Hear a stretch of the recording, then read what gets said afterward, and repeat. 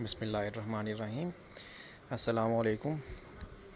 आज हम अपने 6th लेक्चर पे जा रहे हैं।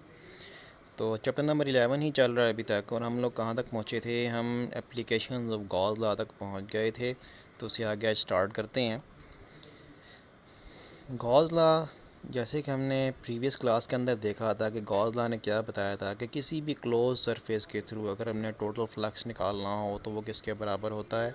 वो total charge enclosed divided by epsilon naught के बराबर होता है। यानी कि जितना चार्ज उसके अंदर मौजूद है उस सारे को सम कर दें और एप्सिलॉन नॉट से उसको डिवाइड कर दें, तो ये हमारे पास टोटल फ्लक्स निकल आएगा उस सरफेस का।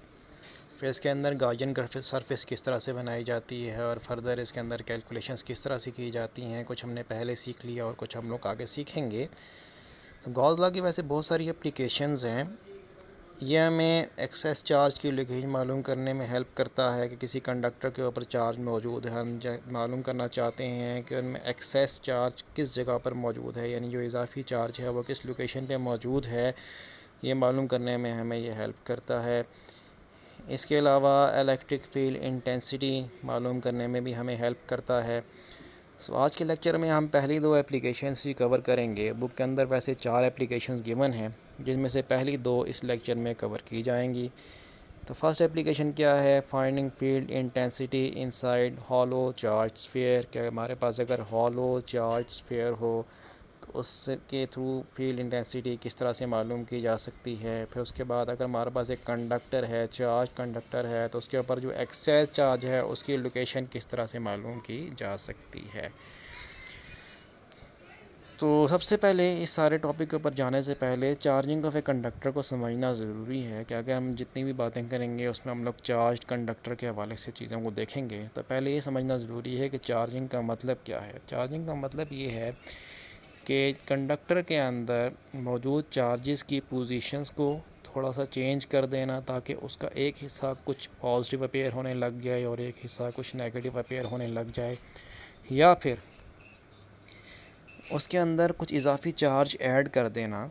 तो ये दोनों तरीके क्या हैं? ये चार्जिंग कहलाते हैं कि कंडक्टर को चार्ज कर देना। तो कंडक्टर को चार्ज करने के 2 तरीके हैं। पहला तरीका है बाय कंडक्शन। कंडक्शन में क्या होता है कि हम एक न्यूट्रल बॉडी को किसी चार्ज बॉडी के साथ टच करते हैं।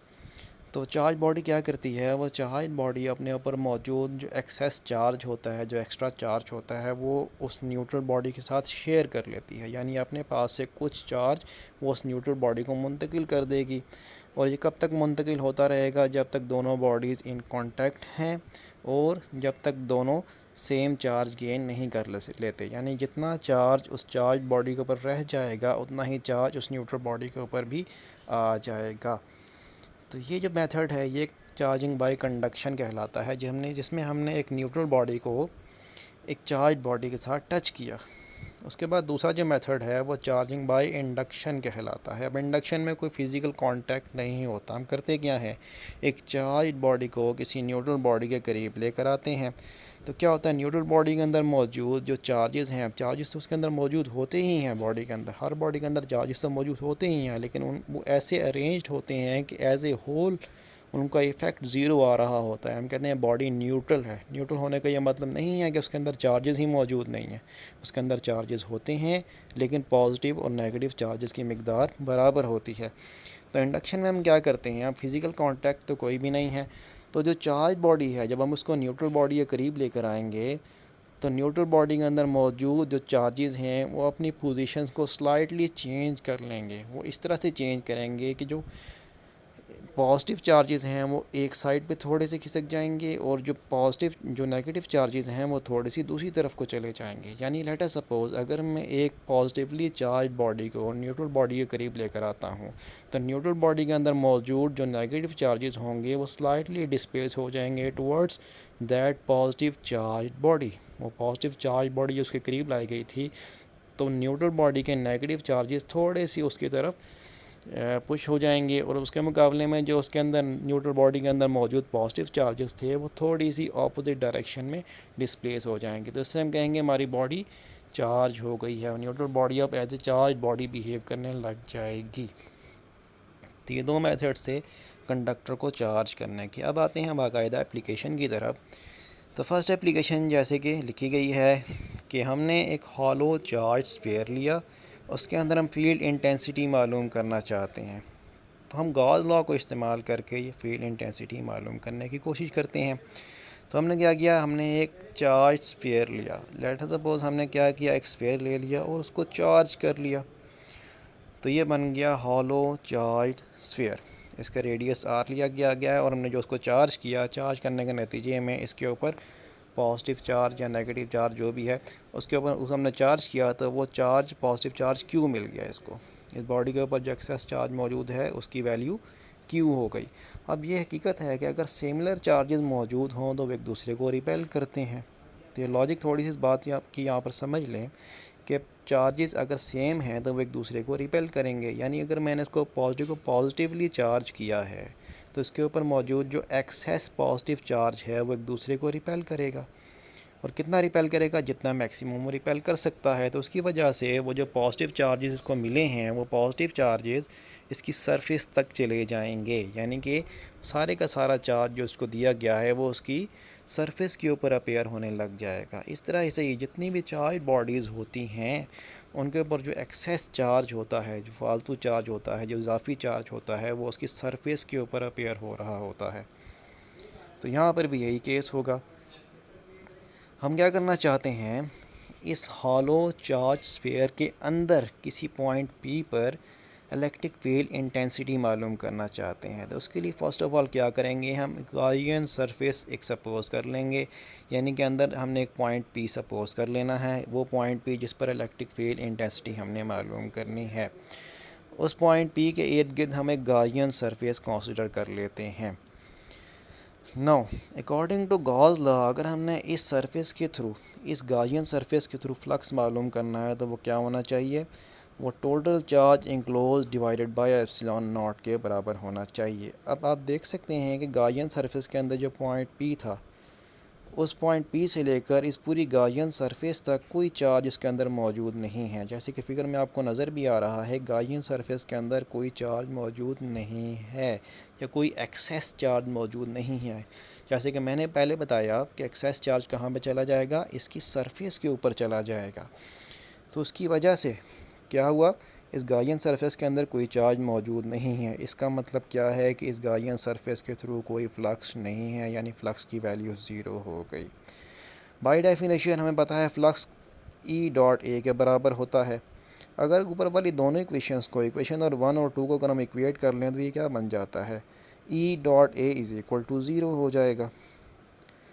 अब ई डॉट ए के अंदर ए की वैल्यू तो ज़ीरो हो ही नहीं सकती, क्योंकि ये तो एरिया है और एरिया तो हमारे पास मौजूद है, तो एरिया की वैल्यू तो ज़ीरो हो ही नहीं सकती। बाकी रह गया ई, यानी कि ई की वैल्यू ज़ीरो होगी तो ई डॉट ए ज़ीरो बनेगा, या फिर ई ए का जो प्रोडक्ट है वो ज़ीरो बनेगा। तो इट डेफिनेटली मीन्स कि कंडक्टर के अंदर या हॉलो चार्ज स्फीयर के अंदर इलेक्ट्रिक फील्ड इंटेंसिटी की वैल्यू ज़ीरो होगी। इस तरह कोई भी हॉलो चार्ज बॉडी हो उसके अंदर इलेक्ट्रिक फील्ड इंटेंसिटी की वैल्यू ज़ीरो ही होती है, लॉजिकली भी, और अभी हमने उसको प्रूव भी करके देख लिया।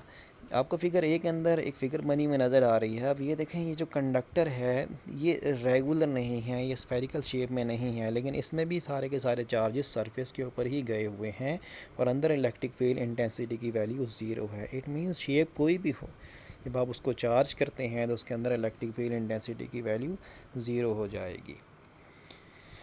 उसके बाद सेकंड एप्लीकेशन है finding the location of excess charge on a conductor. के कंडक्टर को हमने चार्ज कर दिया, उसके ऊपर चार्ज अपेयर हो गया, किसी पोजीशन पे अपेयर हो गया है, वी डोंट नो कहाँ पर अपेयर हुआ है, लेकिन हो गया है।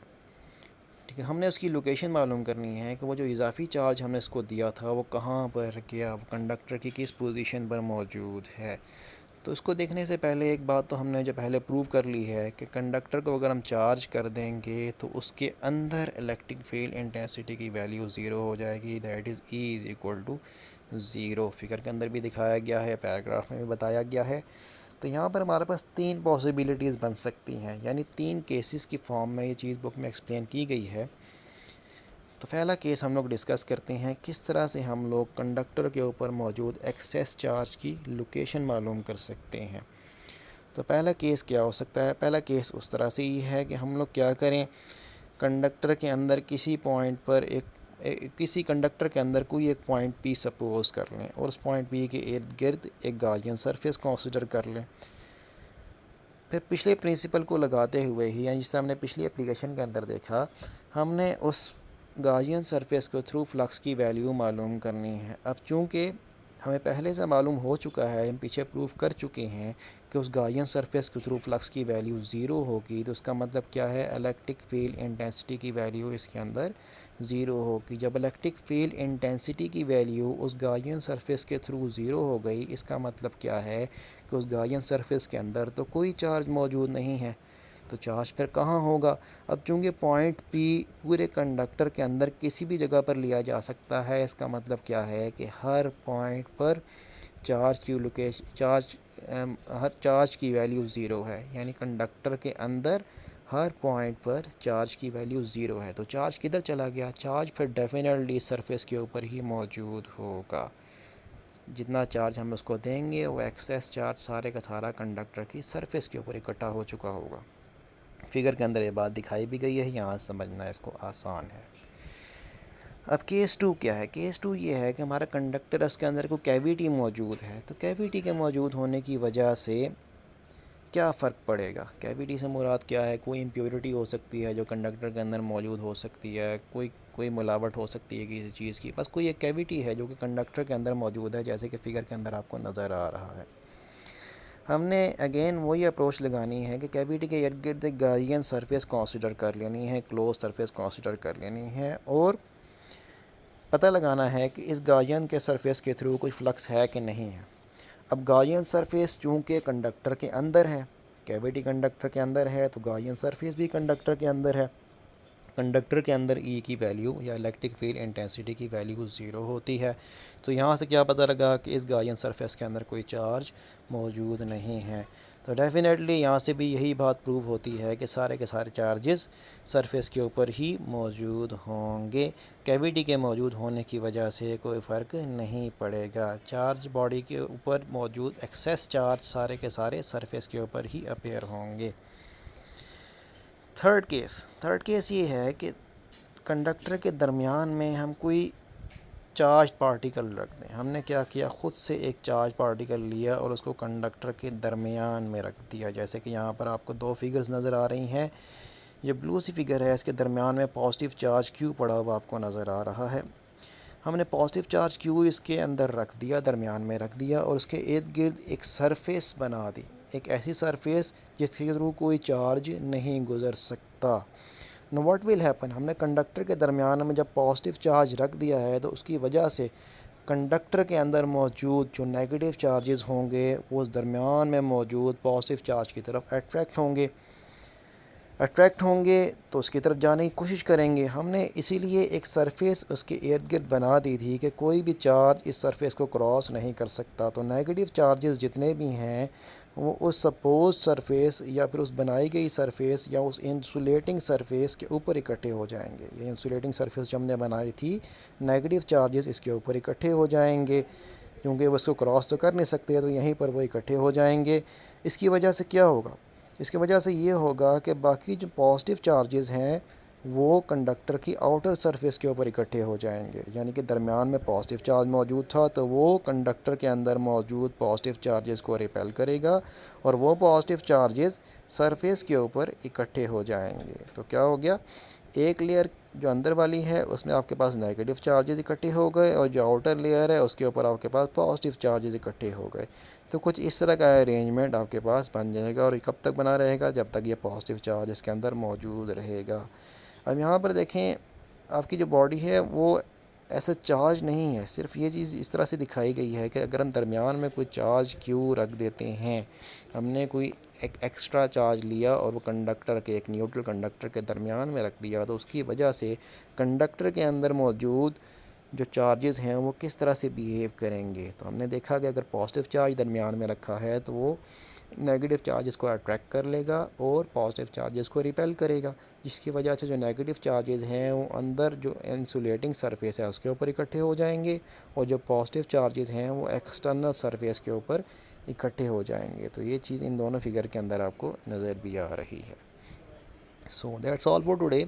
आज के लिए फ़र्स्ट 2 एप्लीकेशन हमने डिस्कस करनी थी। तो यही पहली 2 एप्लीकेशंस थी, इनको अच्छे तरीके से तैयार करें, मेमोराइज़ करें, और अगर कोई कन्फ्यूजन है तो इंशाल्लाह ताला नेक्स्ट क्लास में हम इसको डिस्कस कर लेंगे। आगे जब हमारी क्लासेस बाकायदा स्टार्ट होगी तो वहाँ पर हम डिस्कस कर लेंगे। For now thank you very much, बहुत शुक्रिया, अल्लाह हाफिज़।